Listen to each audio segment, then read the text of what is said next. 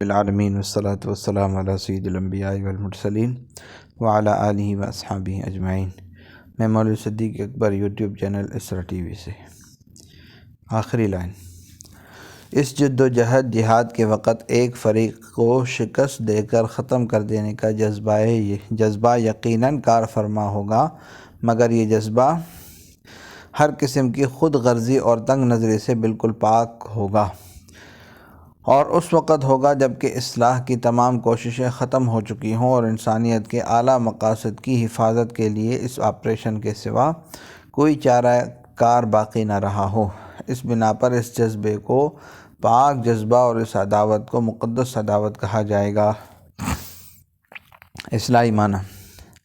شاہ ولی اللہ صاحب جن مختصر اور جامع الفاظ میں جہاد کی تعریف کر رہے ہیں وہ اسی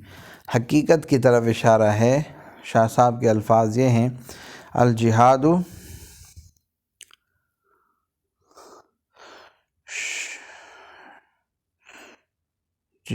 ایک مقدس عداوت جو ذاتی اغراض اور نفسانی خواہشات سے بالکل پاک،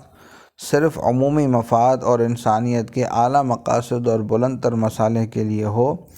قتل کرنے یا قید کرنے کی صورت میں اس پاک عداوت کا پرشوکت ظہور جہاد ہے۔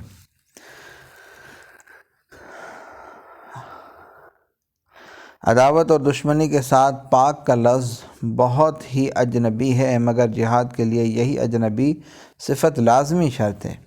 کیونکہ اپنی جان دینے یا دوسرے کی جان لینے کے لیے کسی بھی ذاتی غرض یا کسی بھی نفسانی خواہش کی شمع بھر پلیدی کی آمیزش ہوگی تو یہ جہاد نہیں بلکہ جہالت، وحشت اور ظلم ہوگا، معاذ اللہ۔ شاہ صاحب کا نظریہ یہ ہے کہ جہاد کے وقت ایک حق پرست اپنے آپ کچھ نہیں ہوگا، وہ جو کچھ ہوگا مقاصد حق کا اعلی کار ہوگا۔ حق و صداقت کا جو تقاضا ہو وہ اس کی عین تمنا اور آخری آرزو ہوگی، اور اسی کی تکمیل کے لیے وہ اپنا سب کچھ قربان کر رہا ہوگا۔ شاہ صاحب کا عقیدہ ہے کہ خود غرض انسانوں کی اغراض پرستی جب اجتماعی شکل اختیار کر کے ملک کے امن و امان، باشندگان ملک کے اطمینان، آزاد کاروبار، خوشحالی، آزادی رائے وغیرہ حقوق انسانیت اور حقوق شہریت پر ڈاکے ڈالنے لگے تو چیزہ دست ظالم و جابر طاقت کا ختم کر دینا حق و صداقت کا تقاضا اور عدل و انصاف کا مطالبہ ہوگا، کیونکہ یہ چیزہ دست ظالم و جابر طاقت سارے انسانوں، نوع انسان کے لیے، بالخصوص اس ملک کے نظام کے لیے جو ایک جسم کی حیثیت رکھتا ہے، سرطان جیسا مرض ہے۔ ہر ایک ہمدرد انسانیت کا فیصلہ یہی ہوگا کہ اس کا آپریشن کر دیا جائے، ورنہ سارا ملک موت کے گھاٹ اتر جائے گا۔ لہذا ایک حق پرست کا اخلاقی اور مذہبی فرض ہوگا کہ اس سرطان کو جڑ سے اکھاڑ پھینکنے کے لیے جان کی بازی لگا دے۔ اسلام کی تعلیمات اور شاہ صاحب کے عقیدے کے مطابق جہاد کا مقدس فرض پورے تقدس کے ساتھ وہی پارٹی انجام دے سکتی ہے جس کی تربیت خاص مقاصد کے لیے خاص طور پر کی گئی ہو، جس کا ہر ایک فرد اپنے ذاتی اغراض ختم کر کے اعلیٰ مقاصد کی تکمیل کے لیے اپنی زندگی وقف کر چکا ہو۔ اس موقع پر یہ عرض کر دینا بھی مناسب ہے کہ جہاد کی اصل قوت ضبط نفس، صبر و استقامت، ذوق فنا اور وہ جذبہ ہے جو مصیبت کو راحت اور موت کو جامع خوشگوار بنا دے۔ مہاتما گاندھی نے تحریک آزادی، اہنسا اور ستیہ گرہ کے اصول پر چلائی۔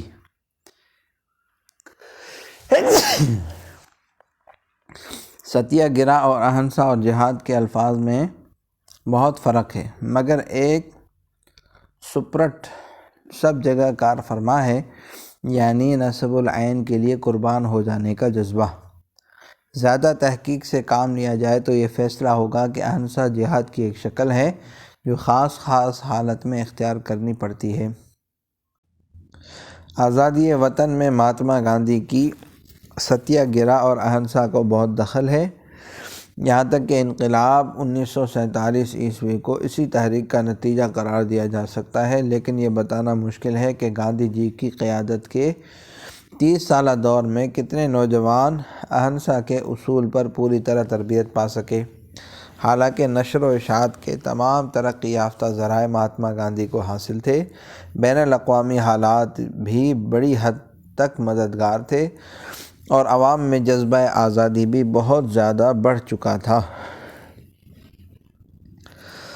ہمارا منشا یہ ہے کہ ہمیں تعجب نہ ہونا چاہیے کہ اگر ہم شاہ ولی اللہ صاحب کے تقریباً 50 برس تک کوئی ایسی فوج نہ دیکھ سکیں جو شاہ ولی اللہ کے اصول پر تربیت یافتہ ہو، جبکہ اس زمانے میں دوسروں کو مؤثر کرنے کے وہ تمام ذرائع مفقود تھے جو 20ویں صدی میں رائج ہوئے۔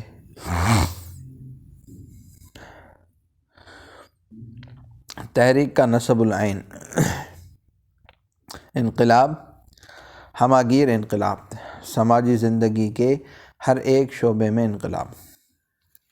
جب عقائد و جذبات یہ ہوں جس کا خلاصہ پہلے صفحات میں پیش کیا گیا، تو یہ تصور سراسر ظلم ہوگا کہ حضرت شاہ صاحب اور ان کے ساتھی سلطنت مغلیہ کے اس ڈھانچے کو سنبھالنا چاہتے تھے جو دن بدن بے جان ہو رہا تھا۔ اصول مذکورہ بالا کی شہادت یہ ہے کہ حضرت شاہ صاحب اور ان کے ساتھی سلطنت مغلیہ کے بوسیدہ تخت پر پالش کی کوشش تو کیا کرتے، وہ سرے سے اس ملوکانہ نظام ہی کو دامن اسلام پر بدنما داغ سمجھتے تھے جس کا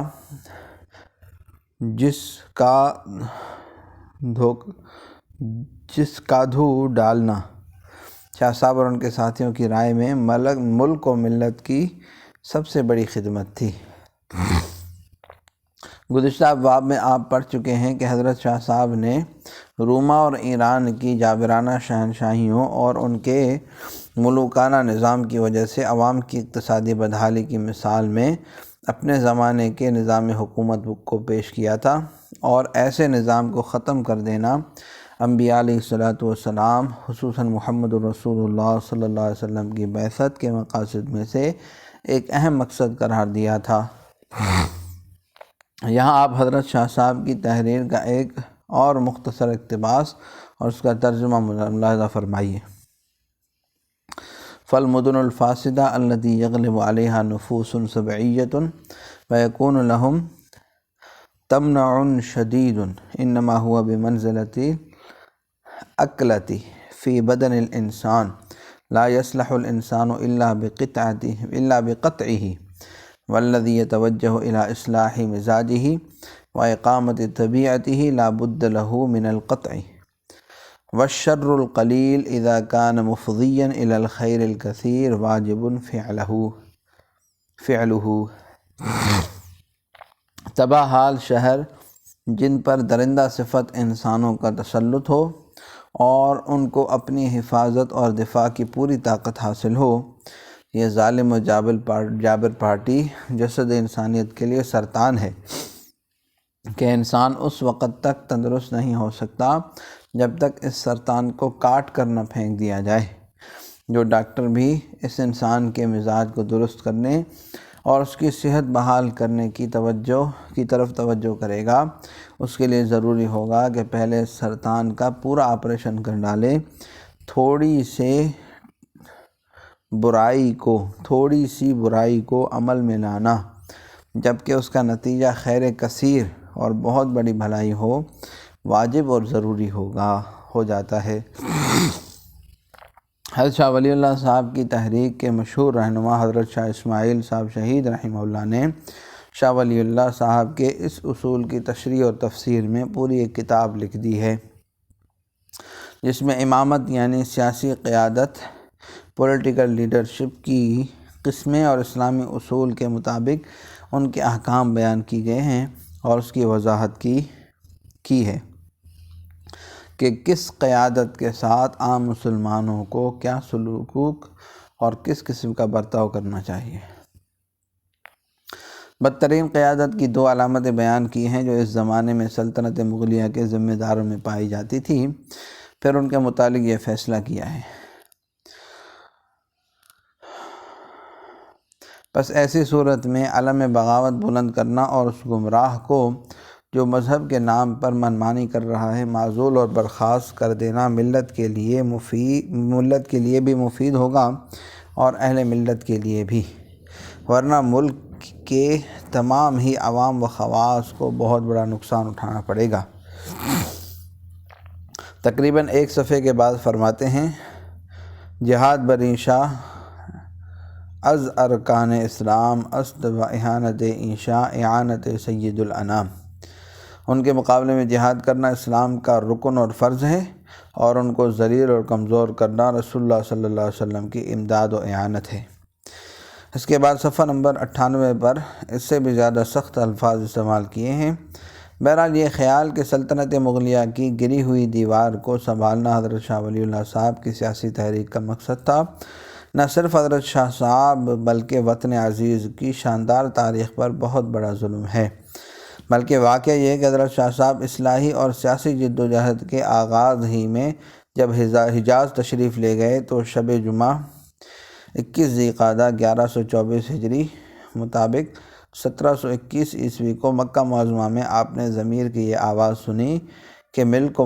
و ملت کی فلاح صرف اسی صورت میں ہے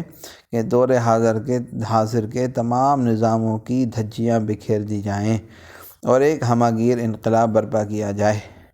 جب آپ اس مقدس سفر سے واپس ہوئے تو آپ کا نصب العین یہی تھا۔ صلی اللہ تعالیٰ علی حبیبی سیدنا محمد وعلی آلہ وصحبہ اجمعین